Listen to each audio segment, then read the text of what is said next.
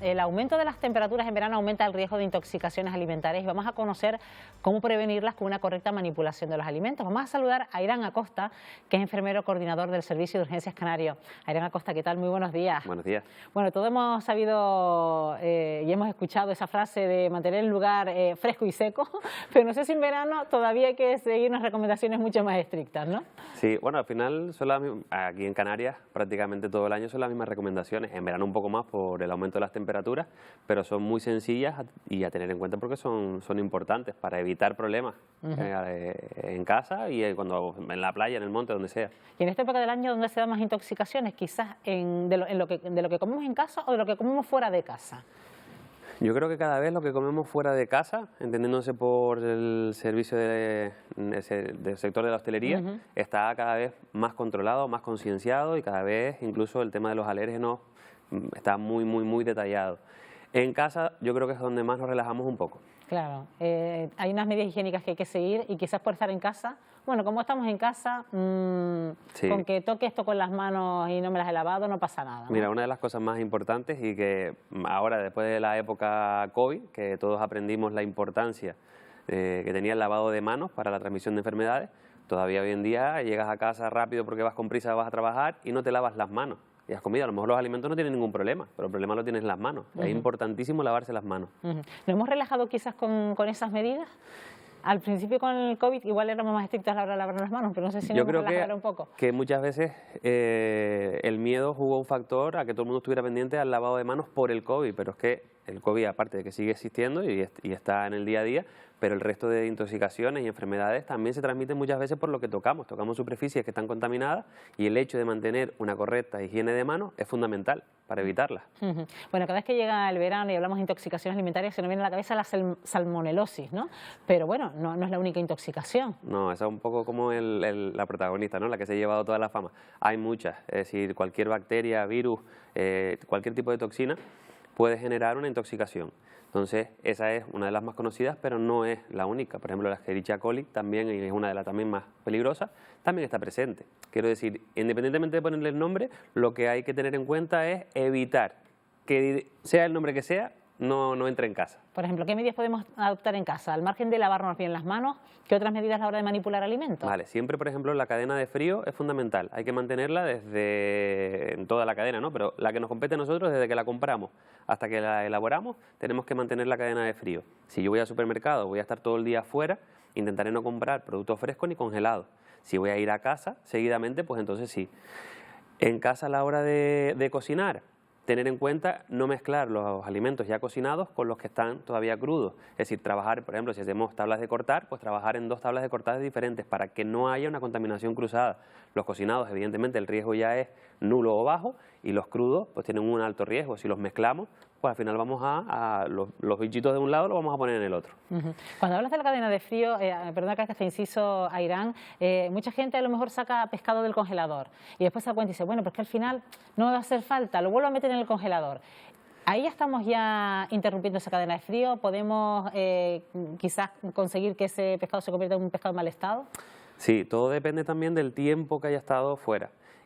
A la hora de descongelar los alimentos hay que tener en cuenta también la manera de descongelarlo. Es decir, no lo puedo dejar ahí durante mucho tiempo porque una vez que ya está descongelado lo tengo que cocinar, ¿no? Pues tomar o descongelarlo en el microondas o ponerlo. Porque las zonas que se descongelan antes, hasta que el resto se descongela, por ejemplo, las bacterias crecen muy rápido. Entonces ya puedo tener el alimento contaminado que después lo voy a cocinar, pero hay que minimizar riesgos en la alimentación todo lo posible, que tampoco son cosas que sean muy difíciles de realizar. Antes estaba hablando de la superficie, no sé si te interrumpí cuando te hablé de los productos refrigerados, pero no sé si hay otras medidas que podamos adoptar en casa que tengan que ver con la manipulación de los alimentos. Sí, por ejemplo, los alimentos frescos, frutas, verduras que vayamos a cocinar, siempre el lavado previo. Yo creo que es una cosa que la mayoría de la gente hace. ¿Y eso qué se dice de la gotita de lejía? ¿Eso se puede usar? ¿No se puede usar? Pues eso es Hombre, técnicamente si ponemos una gotita de lejía en un recipiente con agua, desinfecta, porque evidentemente la lejía pues acaba con todos los microorganismos. Siempre y cuando sea una gotita, quiero decir. Pues si nos pasamos con la lejía, pues nos vamos a intoxicar por otro lado y vamos a tener una intoxicación por un producto químico. Entonces hay que tener cuidado con ciertas cosas. Lavando bien los alimentos, normalmente ya de cuando vienen nosotros los compramos y vienen de la cadena de distribución, ya han tenido su proceso también para asegurar que lleguen en las mejores condiciones. Aún así, si nosotros los lavamos previamente en casa, no deberíamos, y los cocinamos bien, no deberíamos tener ningún problema, o por lo menos lo estamos minimizando al máximo posible. Y aquellos alimentos que consumimos que tienen componentes crudos, ¿qué cuidado tenemos que tener? Eso es importante, sobre todo ahí sí la cadena de frío, porque son alimentos que no vamos a cocinar.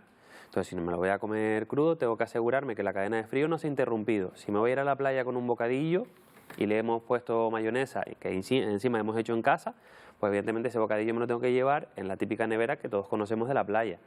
Además que la nevera me va a proteger los alimentos de que no entren insectos, que también pueden ser transmisores de enfermedades. Pero tengo que tener en cuenta eso. ¿Por qué? Porque si yo el bocadillo tardo mucho en comérmelo y hace mucho calor, decíamos que las bacterias proliferan, crecen muy rápido, además se multiplican muy rápido. Entonces, lo que parece que es desde casa hasta la playa y un ratito que me baño, pues a lo mejor ya ahí hay una colonia suficiente como para que nos haga daño. ¿Y cómo podemos identificar que estamos ante una intoxicación alimentaria? ¿Cómo se manifiesta? Lo normal o los síntomas más habituales son los vómitos, las diarreas, dolor abdominal y puede aparecer fiebre y en algún caso ocasional incluso dolor de cabeza. Son los síntomas estrella. Normalmente dependiendo de la intoxicación, ¿vale? Pero ya si no vamos a intoxicaciones específicas, son síntomas específicos que ya es consultar con el médico y determinar qué es. Pero los habituales, repito, vómitos, diarrea, dolor abdominal, puede aparecer fiebre y en algunos casos ocasionales dolor de cabeza. Lo normal es que en unos 3 días el cuadro, si es una intoxicación leve, el cuadro se resuelva prácticamente solo. Hay intoxicaciones más complicadas que entonces ya habrá que consultar con el médico y pues ver el tratamiento adecuado para esa intoxicación. ¿Y qué hacer en estos casos? En cuanto notemos esos síntomas acudimos al médico, ya quizás hemos detectado que se trata de una intoxicación alimentaria y esperamos, ¿o es conveniente consultarlo? Normalmente, o sea, siempre pueden consultarlo bien con su médico de cabecera, pedir consulta con su médico de cabecera, bien telefónico o bien presencial, o si es un caso de que no saben muy bien, no está determinado, por algún caso se asustan, pueden llamar al 112 y bien, un compañero médico o un compañero enfermero también les puede resolver la duda o derivar al punto que corresponda. Pero es verdad que por vómitos y diarreas inicialmente no es necesario de forma, ya les repito, puntual, si ocurre puntual, no hay antecedentes previos, estamos hablando de un rango de población de edades de entre 5 y 65 años, lo normal es que por un día de vómitos y diarrea no hace falta consultar y que lo probable es que se resuelva solo. Mantenernos hidratados en la medida de lo posible, si aparecen muchos vómitos, hay que estar por lo menos 1 hora sin ingerir ni alimentos ni líquidos, para ver si ya después podemos hacer una tolerancia poco a poco. Si solo son diarreas, mantenerse hidratado. Después de cada vez que vaya al baño, mínimo un vasito de agua o, en algún caso, incluso con el dolor abdominal, suero oral.